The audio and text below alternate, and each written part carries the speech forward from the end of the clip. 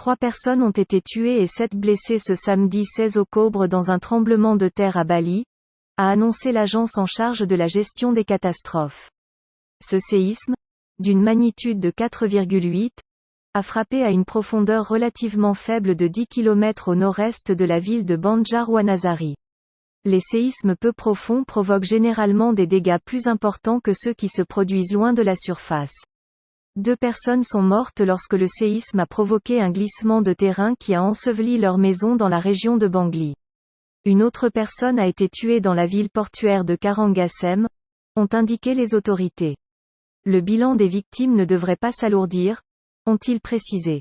L'Indonésie est régulièrement confrontée à des tremblements de terre ou des éruptions volcaniques, du fait de sa position sur la ceinture de feu du Pacifique, où les plaques tectoniques entrent en collision. En janvier, une centaine de personnes ont été tuées par un séisme de magnitude 6,2 sur l'île de Célèbes, qui a détruit de nombreux bâtiments de la ville côtière de Mamuju.